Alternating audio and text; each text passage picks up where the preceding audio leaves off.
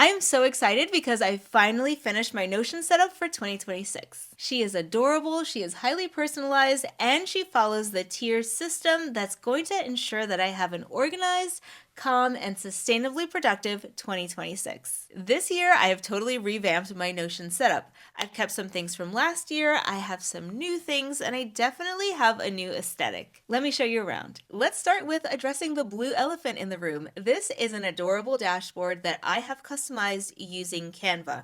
Canva is a free online graphic design software, and I used it to create all of my headers here. For reference, this is what the Notion setup looks like using customizations fully within Notion, so you can get it to look very aesthetically pleasing, but I wanted to zhuzh it up a little bit and make it my own. This is the plain dashboard, and this is the dashboard after I spent some time on Canva creating my own banners and headers. This life organization system centers around the tiers model, and that is found right here in the control center. We focus on the importance of having a functional and sustainable task manager, a quick inbox, some way of managing your events, a resource manager, and finally, a system in which things move from one component of your life organization system to the other. This dashboard is centered around that system, and you'll see pieces of tiers as we go through the dashboard. Starting at the very top, we have an inbox, and that has 3 buttons. When you click on this button, you can start a brand new task. So I'm going to click into the button and say new button from task. You'll see a lot of properties come up. This is one of the ways that you can fully customize your Notion experience by identifying which properties you want to show and which you don't in different circumstances. Since I'm still working my way through and getting to know exactly what I want out of my system, I have all of them showing. But as I start moving through the year, I know that I will be hiding some of these properties. So I have the new task from the button, and I'm going to close out of there, and you'll see that the task has disappeared into the ether. Well, that task is actually going to show up in several places in this dashboard. Of course, it will show up under Control Center in Task, so I'm going to click in there, and here I have New Button from Task, which actually should be New Task from Button. Okay, now I feel better. It is placed here in this to be scheduled section because that task does not have a due date, the date that I'm actually going to do that task, accomplish that mission. So it stayed here in to be scheduled. Going back to the personal dashboard, that task is also going to show up down here as I scroll. These are today's tasks. We see that that task was not scheduled, so it's not under today's tasks. It is in this section called the coming up section, and that's for tasks that are coming up in the future. Right now, it's under schedule these tasks because these are things that don't have a date that you have decided to do them in. So it's going to show up here under schedule these tasks.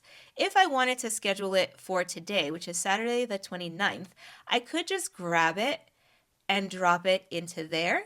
And now I have an assigned date. When I do that and move the task to actually being done today, I'm going to see it up here in today's task. If I was supposed to do that task yesterday, so if I moved it over to the 28th, it will actually move to the past task here because I was supposed to do it yesterday, so now it is past due.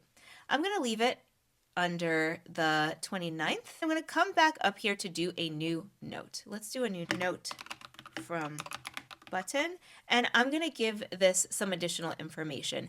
I'm going to say that this button has to do with something related to my son. So the life domain that it falls under is friends and family, so I'm going to label it there.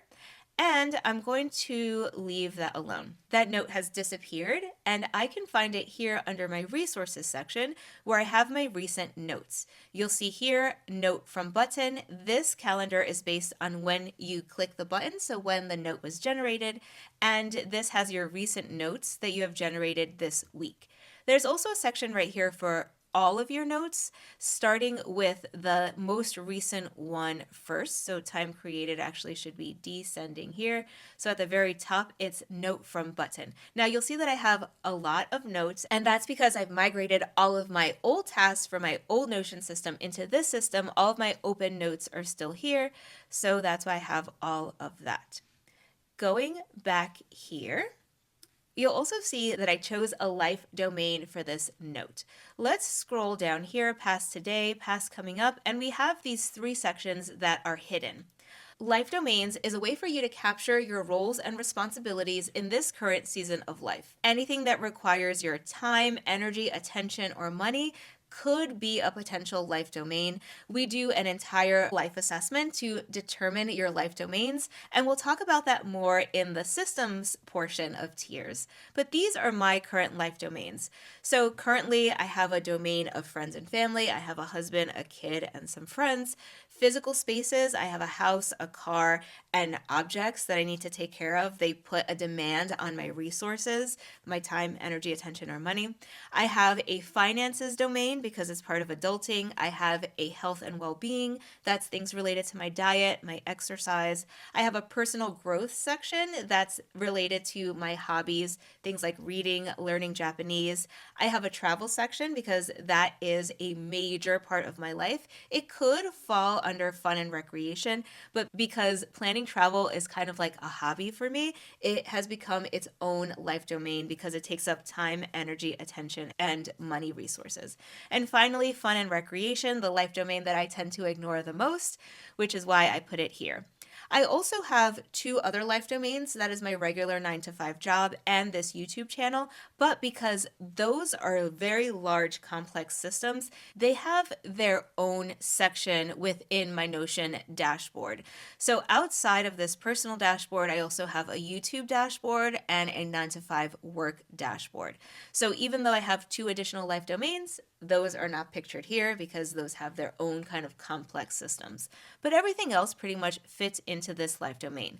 You'll notice that I put in that new note in my friends and family domain. So when I click into this friends and family domain right here, I'm going to open it up full page. At the very top of a life domain section, I have things that are important or particular to that life domain. So the big thing that's happening right now in terms of my friends and family section, I am mostly focusing on mothering my teenage child as well as my relationship with my husband. So most of the things have to do with them. If I was in a different phase of life, say if I was in graduate school, it would mostly just be like friends and family of origin. So it's really flexible based on your season of life and the types of life domains that you have. So here I have a section for important notes. If my kid has any notes about what's going on at school, major tests, changes to his pickup schedule or routine, I put all of those here. I will also have this mirrored in my dashboard. So when we go to my dashboard, we'll take a look at that. Let's say that we have early pickup on Monday. I'm going to put it here. And for date night, we're going to have Kushi, which is a Japanese restaurant by our house. So I've decided that we're going to do that. We have that scheduled here. I won't be sharing what happens when I open this toggle, but under here I have my son's school calendar, which tells us the days that he has off or the half days. There's also a series of passwords for us to get into the parent portal for his grades. I have the bell schedule for his high school as well as his bus schedule for going to school and coming back. I also have a quick link to his school website as well as to that parent portal. So the very top of that life domain section, I keep for individual items that are particularly relevant to that life domain. As a quick example, if I go into my finances, here at the very top, I have a quick link to my budgeting software as well as a quick link to the Google Sheet that I use to calculate my net worth. Here on the right-hand side, I have some numbers related to my monthly minimum if I have to calculate an emergency fund based on 3 months of expenses. This is my monthly minimum. This is how much I would need to save a month to ensure that I don't change anything about what we do. And then this is my goal for my emergency fund. I also have a section here for any goals that are related to finances. If I hop into my health and well-being life domain, you'll see that at the very top, I have my health-related goals, and I also have my journal here. So that top portion of the life domain section is very different depending on which life domain we are talking about. Going back to that friends and family, I have important information about friends and family. I also have a project section. We currently don't have any projects going on in terms of friends and family, although I am starting up a new project, so let me go in there. College admission. That's going to be for my son. I'm going to utilize a new project template that's going to open up. Great. Now in the projects view, I have a section to add any quick links. I can also add tasks related to the project, notes and references related to the project, and then events related to the project. So you'll see that the tier system carries through in all of these sections. There's always going to be some place for tasks, there's always going to be some place for events, and there's always going to be some place for resources or notes related to that. And the inbox section is the way that each of the pages is set up so that you can do quick input into any of those sections. One more thing I want to add here for the college admission process, and that is this people section. So right here I have a property called personal relations, and I'm going to click that it has to do with my son. His name is Sterling. Now I like the way that things look, so I want to change this from being an individual square to showing me something. So I'm going to go into gallery. Card preview, I'm changing from none to page cover. So now I see that beige. I'm clicking into that and I'm going to hit change cover and go into Unsplash and type in college. I like the way that this one looks. Looks very collegiate and regal. It kind of looks like Columbia. If you know what college this is or university, let me know in the comment section down below. Okay, now I have a cover here, so now I can quickly see that this has to do with college admission. I'm also going to change this icon. I'm going to do graduation. Could do a little male student, but I like that cap. So I'm going to keep that. I have no tasks related to friends and family at the time of this filming, and I don't have any specific upcoming events. I do have some resources. I already have his high school orientation, his college info, and then new note from Button, which we added a few minutes ago, and we classified as being related to friends and family, now shows up here under the friends and family resources.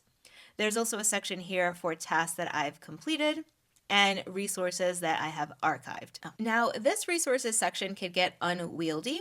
So one way of controlling the amount of resources that show up in these pages is to filter by a specific time frame. So you can add a filter and you can say that it was created during the last year. So you would say relative to today was made this year. And that eliminated his high school orientation information. So if you want to keep this more as a recent resource section, you can do that, or you can just leave it as a resource section, collecting all of them. I like to have this be a little bit more timely, especially since I have all of the resources listed down here. All right, that took us through several sections, so let's come all the way back up to the top. This new events button is challenging for me because I am not a huge fan of Notion Calendar. I think that it still has a way to go before it is equal to Google Calendar, which is what I use usually as my event management tool. But I do like seeing my Google Calendar and my events within my Notion dashboard, which is why I pay for a two-way sync. And I will leave the company that I use down below. I'm not affiliated with them in any way, but it does give me what I need right now within my Notion system. Since I do want some way of quick capturing an event, I did create a future events button. Once I click it, I'm going to say new event from Button. I am going to click on date, that date being today, and I'm going to click include time and include end time. That is what creates an actual window in which an event is happening. So I'm going to say today from 1 p.m. to 2 p.m., and that is going to create that event. Now, if I click here into events, you will see that it is not here. And that is because this week's events and this month's events is connected to my Google Calendar, which I have synced with Notion. It will come up here under unprocessed tasks, new event from Button. And there's a few ways that you can handle this. The easiest way that I have found is to actually move this from the unprocessed events, so that's the Notion calendar, and I just drag and drop it into my regular calendar system. This is going to talk to Google Calendar and put that event into that calendar.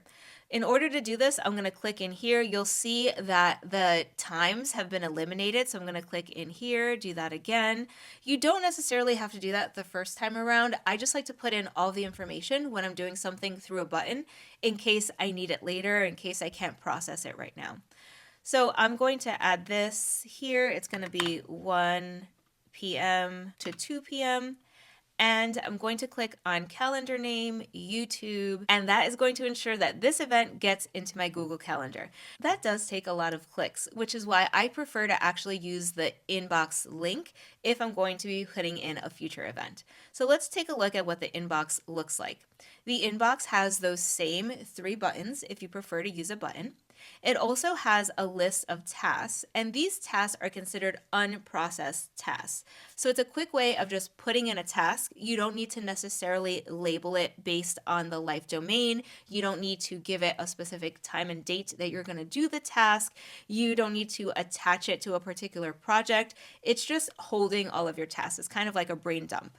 Once it has been processed in whatever way you see fit, you can go ahead and click this button for it indicating that it has been processed, and then it leaves your inbox. Let's take a look at this tier black label. This is something that I want to buy, and it's a foundation. So I'm going to click into that.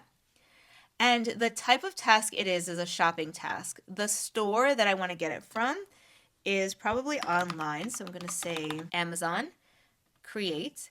So now I have processed this task. For me, I just want to know that it is a shopping task and that the store is Amazon. I don't have a particular date that I want to do this. I just want it to live in my shopping list. So I've already done everything that I want to do with this task item. So I'm going to click processed, and now it's gone from my inbox. Let's take a look at another task. I have update my 1 to 5 year financial vision board.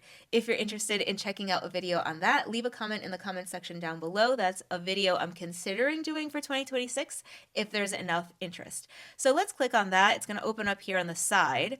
I want to add a task type. It is not related to my goals and it is not related to shopping, so I'm just going to leave it alone. It does not need a store since it's not a shopping task, and it is not related to any people. So what are the things that I want to make sure I label within this task so that it can go where it needs to go? Well, the most important thing for me is for this to actually end up in my finances life domain section, and it's already labeled here as finances within that life domain section. So I really don't have to do anything at all with this task. I'm just going to click process. It has already gone to where it needs to go in my system. In terms of resources, you want to do the same thing with resources. I have just moved a ton of resources into this Notion dashboard, so I haven't processed many of these things. So for example, I have a journal entry here about being late for CrossFit one day. I see that the note type here is journal, and that's really all that I need to add to this. So I'm going to click it because it is now processed. Finally, under events, this is a way for me to quickly put something into my Google Calendar. So rather than doing all of those steps that come from using the button, I just come here. This calendar is already linked to my Google Calendar, and I'm going to hit new events. I'm going to hit evening today. It is the 29th. I'm going to click in to include a start time and an end time. I'm going to put this as something that starts at 9 p.m. and ends at 10 p.m. And I am going to leave it as it is. And there it will now appear in my Google Calendars. Since this does involve paying for a two-way sync, you can keep this entire system in just Notion by having your events linked to a Notion database. There is a way to do it without linking your Google Calendar, and there are also ways to link your Google Calendar for free, where you just get a snapshot of your Google Calendar within your Notion, and it doesn't do a two-way sync, but you can visualize your calendar within your system.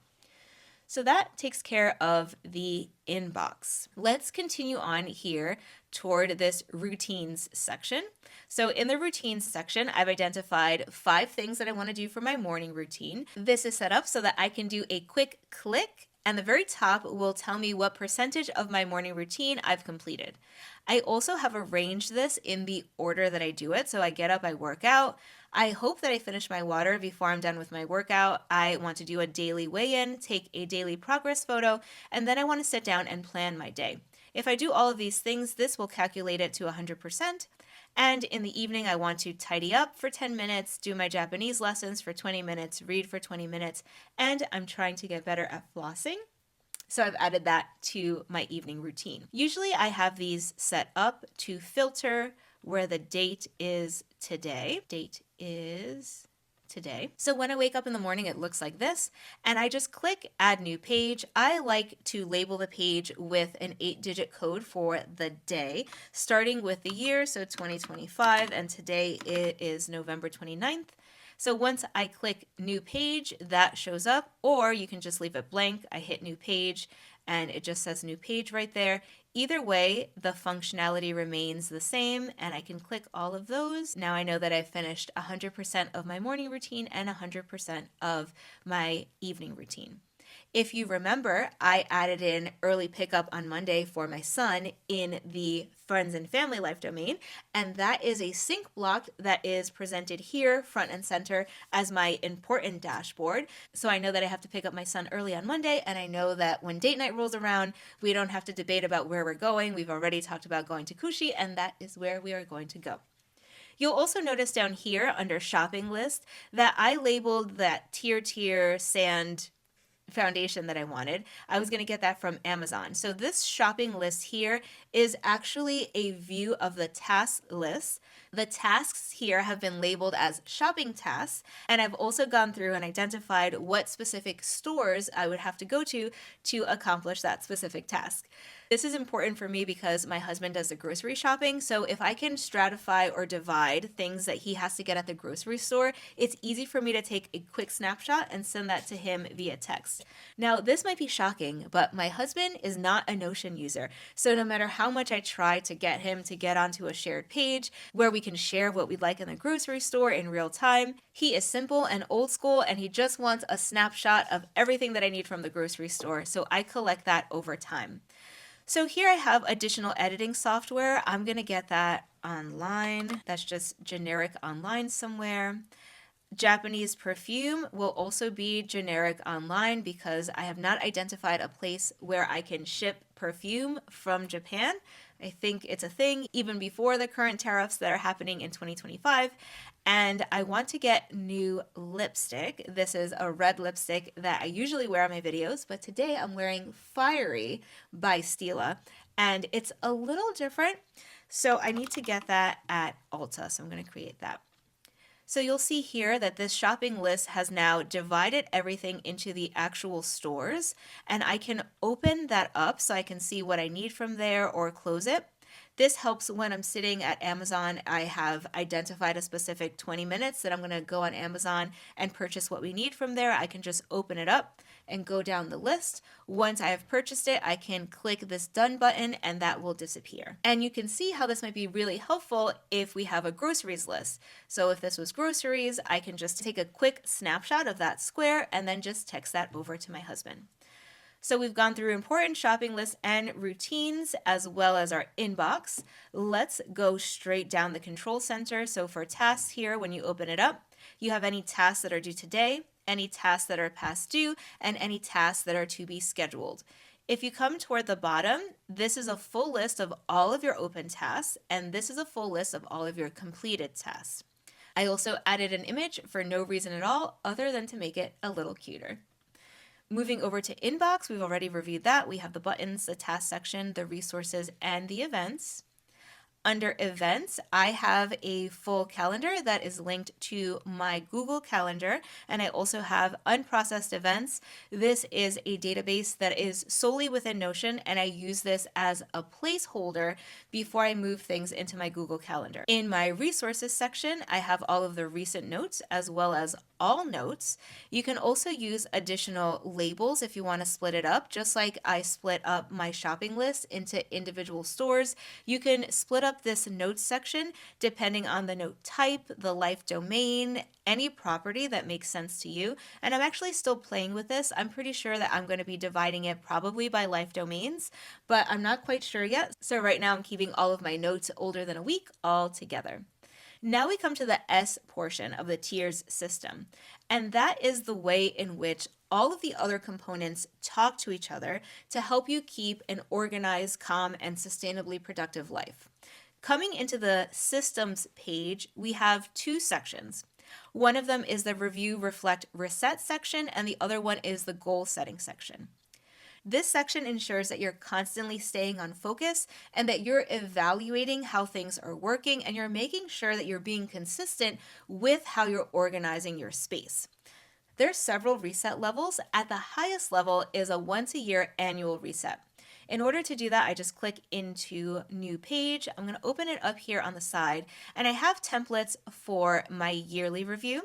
If I open that up, you'll see that I have memories for the year. Usually I take some pictures that are representative of what I did during the last year. I look at the things that I did. I think about how I spend my money, and usually I have some sort of snapshot from my budgeting app. I ask myself, how did I feel? I also go through and determine my life domains. That's what we talked about earlier. What is taking up my time, energy, attention, and money? Those are my life areas. I also go through and rate myself on each of those life areas on a scale from 0 to 10. I ask myself some reflection questions to help me understand what I want to focus on in the coming year. This is also the time of year that I do a values assessment, and that gives me all of the information that I need to pick appropriate goals for the coming year. Once I identify what is important to me with my values and the resources that I have by understanding what are my life domains, what are my roles and responsibilities within those domains, and how are each of those domains prioritized given my season of life, I take all of that information and I can develop better goals based on my season of life and the resources that I have to devote toward those specific goals. Once I've identified those goals, I focus on how to actually make them happen by looking at my ideal year. I identify what systems are needed so that I can turn those dreams or goals into specific systems that are actionable, and I can identify how I will know that I'm moving forward or moving closer toward those goals. And that is the gist of that annual review. I also have a quarterly review, and that looks slightly different. So if I open that up, I identify what specific things I was working on as my quarterly goal, as well as the 3 kind of side quest sub goals that I have. I usually have only 1 or 2 major yearly goals, and I use my quarters as checkpoints so that I can identify if I'm hitting those milestones that I need to get to those big goals. Then every month, I tend to have a little mini goal or side quest related to what's going on in my life that quarter. So I review the quarter goals as well as the individual monthly goals. I ask myself some questions about what's been working well and not working well. I try to understand how much I've contributed to the advancements or lack of advancements that I've made, as well as what external factors are contributing to it. I look at any upcoming events that are happening, things that I have to look forward to in the next quarter, as well as I have a checklist here for things that I'm likely to forget. For some reason, quarterly tasks are difficult for me to remember, so I have a little list that reminds me I have to pay my HOA bill, I have to change the oil on my car, and I also clean my makeup brushes just once a quarter. Don't come for me.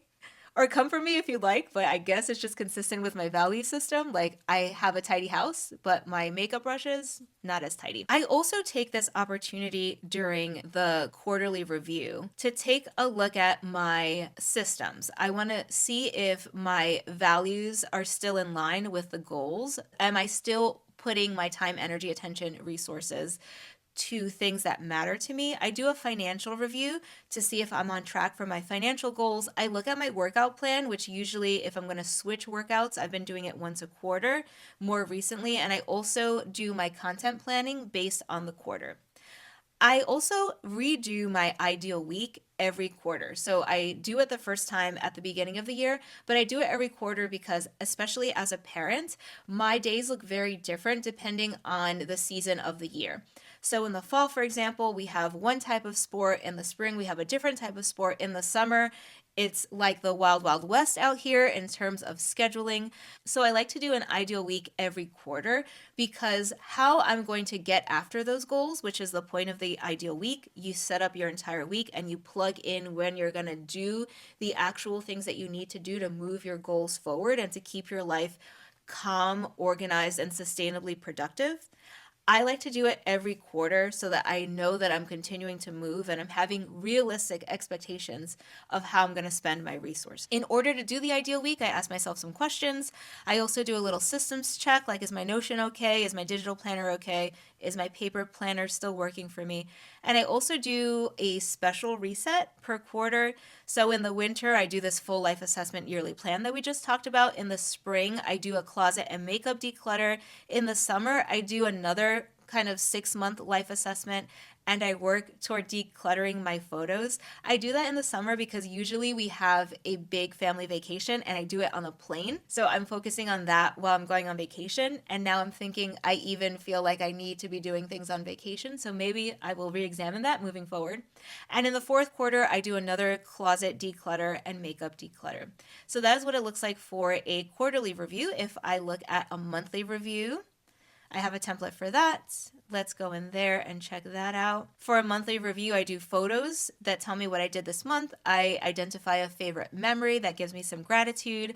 I reflect on things, what went well, what didn't go well. I have a monthly checklist. These are things that I have to do every month, like change my sheets, change my toothbrush head. I have to schedule some things for the month, like schedule cleaners and groomers. That is going to impact my monthly budget. So I need to do it on a month by month basis because they're kind of irregular.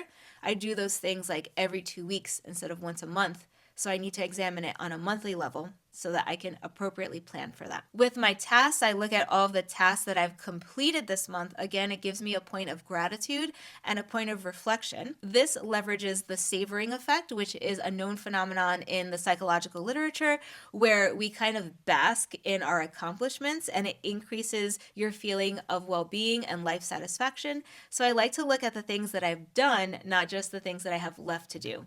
I look at all the activities that I've done. This is the events that I've done over the past month. And only after that do I look at things that I need to complete for the rest of the month or that are coming up for next month.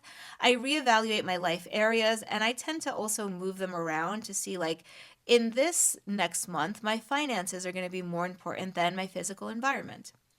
I try to do a mood snapshot of how I'm feeling about the month, and then I take a deep dive into my monthly goals. I identify what I want to work on this month, what I want to work on next month, how I'm doing toward my quarterly goal. So every quarter, I'm using that as a milestone. So every month, I'm doing like a mini check-in of how I'm doing toward getting toward that milestone. Then I have weekly goals here. This is just things that I think I might have to add on a weekly basis in order to make those monthly goals.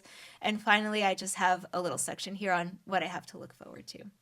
All right, the very last review is the weekly review, and I think this one tends to be the most personalized for people depending on what they're working on.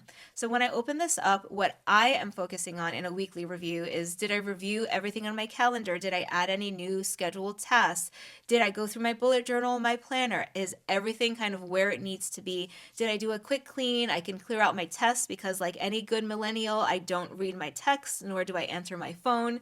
Did I update any personal tasks? Did I clear out my desktop? I actually work toward making sure that I don't have all of the icons and things sitting on my desk. I want to focus on having a calm, organized space so that I can continue doing this week after week, month after month. Since this is my weekly review, I'm looking one level higher. So I'm looking at this month's goals so that I can ensure that I'm moving and making progress toward that. I made myself a little notes section in case I want it. And then I have just some quick journaling prompts, wins, any patterns I've identified, things that are fueling me versus draining me. Do I have any recurring ruminations? Things that I'm like munching on, thinking about over and over. Is this maybe a space to work this through? And then finally, what am I grateful for? So I have all of these. I'm excited to get it started for this year. This is probably the third year that I'm working within this review, reflect, and reset framework. So I'm excited to get started on that. The other thing that is in the systems section is a dedicated goal tracking database. Now here I like to start by putting my values up top, and then I also have a little motto that I put up here. I can see my current life domains. I haven't done this yearly assessment yet for this year, but if you do want to see my yearly assessment, consider subscribing to this channel because I'm going to be doing that over the next week or two. I will also have how I've rated myself in each of those life domains. So if I want to take a look and see what are my obligations and how am I doing in those obligations, I have it right here, front and center. Up top, I have my yearly goals. And as I said, I usually just have 2 yearly goals. And I scroll down and add a photo related to something that I'm looking forward to in the first quarter. I have my first quarter milestone goal. So likely it will be 9 videos for the 36 videos. And it'll probably be something like 5 pounds for the weight loss goal. So I'll likely be updating that when I do my annual review. I have a space to put my mini goals for January, February, and March. And then I have the same thing for quarter 2, highlight section, quarterly goals, and monthly goals. So they're all nicely nested, and I have that for all 4 quarters. Let's close that up. That covers the systems portion of tiers. Now, we've already gone into this life domain section. When we scrolled down in this dashboard, we saw the life domains were right here. If you want to access the life domains more quickly, there is a quick link here. When you click into that, that is going to give you a synced view of this life domains square. So the same thing that you see on the dashboard front page, you'll see here within this page. When you scroll down, you'll also see projects by domain. So here you'll see that college admission project that we put under friends and family. If you have any other individual projects within your life domains, they'll show up here. You also have your tasks split up by domain. This is a good check for me to identify if I'm missing any life domains, because every task should probably be in service of one of your life domains. Your life domains as a concept is anything that requires your resources, your time, your energy, your attention, or your money. So all of these life domains are going to end up somewhere. For example, I am supposed to send my sister some money. That is under here.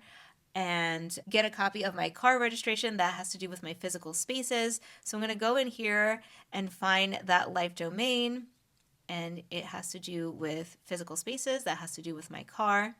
So I'm going to go through and identify where all of these tasks belong, and once I have them all sorted, they will fall very nicely under their life domains. Another important concept for an organized, calm, and sustainably productive life is understanding that differentiation between a project and a task. A task for me is something that I can do at one sitting in that individual domain. For example, I can clear out my email in one sitting at work. I cannot clear out my personal email at one sitting. So cleaning out my personal email is actually a project because there are several subtasks that I have to do in order to accomplish that. While cleaning out my email at work, I can do just in one sitting at work, so that is a specific task. So one of the ways that I like to look at things is by identifying the current projects. So I'm going to click into that. This projects page allows me to look at things that are in progress, not started or completed. There's also a project hub, which gives me a rundown of all of the current projects that I have. This view makes it really easy for me to attach all of the labels or relations that I need so that the rest of the system could fully function. So for college admission, I know that it is in the family and friends domain. I know that it belongs to my son, and I also know that I have some notes related to that. So I'm going to click in here, and I have this note here called college info, and that is some notes that we took from a college admissions prep presentation that we went to. So now I know that this is linked to that. That reminds me that I do have a task related to this college admissions project. So let me go back out to my personal dashboard. As I'm coming out of the projects page, the easiest way to put in a new task is going to be this button right here. So I'm going to click this button and I'm going to put college list. And this is a list of colleges that I need for my son. He currently has 2 colleges on his list. Both of them are Reach schools. So I've explained to him that he needs to populate this list with a variety of colleges, some Reach schools, some safety schools, and some like middle of the road colleges. So here in personal relations, I'm going to click on it and I'm going to assign it to my son. You'll see that as I scroll down here, it is not under today's task and it's not under past due tasks. As I scroll down, you'll also see that it's not in the to be scheduled task. It is in this section right here called waiting on. These are for tasks that I've assigned to other people. So sometimes I'll ask my husband to do something, or in this case, I'm asking my son to do something, and I've assigned it to him. So now it's in its own section and it's not bogging down any of my other task sections. Okay, coming back up to projects, we have projects by status and we have this projects hub. Finally, we have this archive. This archive holds your completed tasks. Any notes that you have archived, you can easily archive a note by just clicking the archive checkbox, and that will bring those notes into here. We have just two more things here in this control section. I have a memories tab, and this is something that I took from my work dashboard. In my work dashboard, whenever I did a specific task, I attended a specific meeting, or I had some notes about something that I did that was particularly special, I added an accomplishments checkbox. And when I checked that, it sorted all of those things into a specific page. That page was really helpful for me when I was doing my yearly evaluations because I had a quick resource to say, hey, these are the major projects that I completed. These are the major tasks that I did. These are the major meetings that I had. These are the big things. And I collected that throughout the year rather than trying to hobble them all together right before my evaluation. So I have the same thing here. Under projects, there's a little accomplishments tab, and you can click on that checkbox and those projects will show up here. If you have a major task that you accomplished this year, and if you've done any major events. This is a way of looking back on your year when you're doing your yearly review, and you can remember, hey, I finished that big project. I remodeled the kitchen. I got a new job. I went to this big trip, and it's just a way for you to have a quick reference point. These top sections are sorted for this year only. And then you also have this section where you can just look back and look at the major projects you've accomplished across time, major tasks, and major events. I try to make that accomplishments checkbox really easy to find. So if I am here under current projects for college admission, you'll see that accomplishments checkbox is right there. All right, so the final thing in this control center are my master databases. As you might have guessed, there's one for tasks, one for event, and one for resources. That's our notes or any kind of scraps of information. Under life domains, there's the life domains section. One below that is the projects database, and then there's also a people database. Then there are systems, so individual databases that keep the system going, and that is our goals database, our routines database that's at the very front and center of our daily dashboard, as well as that review, reflect, reset cycle that we saw within the systems tab. All right, let's see what we have left to review. We've gone through the entire control center, my routines, important information, and my shopping list. Moving down, we have today. This highlights the events that we have today as well as the tasks that we have today. This is one of the reasons why I pay for that two-way integration, and that's because I like having all of my events showing right here from my Google Calendar. I'm displaying them as a list because I like to actually check them off and have them go away. And I want them presented as a conventional calendar right here so I can see that new event from Button at 1 o'clock and that evening event that's coming up at 9 o'clock. So I just like having all of my events listed so I know exactly where I'm supposed to go today, or my time-based events. Then I have my tasks that are due today, and I also have past due tasks in the event that I can schedule them in for today or for a later date. I just want them front and center so that I know that I have some things that are past due. I also have a quick link here to my Google Calendar, so when I click on that, my conventional Google Calendar comes up in the event that I want to just dive right in there. Scrolling down a little further, I really like this view because I have all of my unscheduled tasks in one place.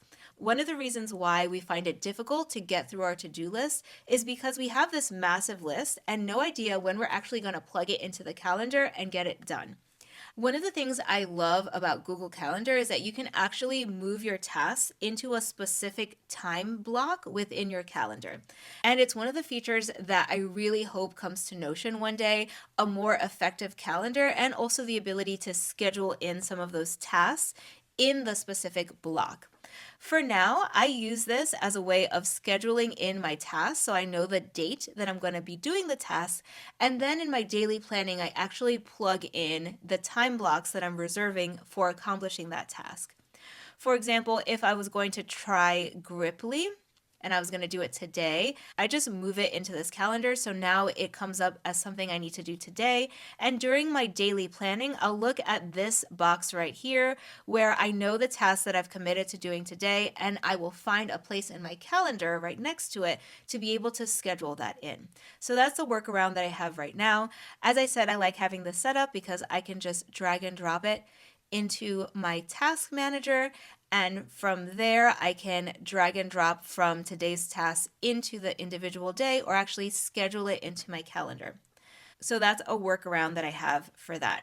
I also really like this waiting on list because I can quickly identify if I'm waiting on something from a particular person. I also have a similar setup for my work dashboard where I know what I'm waiting for from different departments or different people. Scrolling down to the bottom of the dashboard, I have a prioritized task list. This is another strategy to ensure that your to-do list actually gets done. First, with scheduling it into a specific time, you can also prioritize your task list so you know what needs to be done next.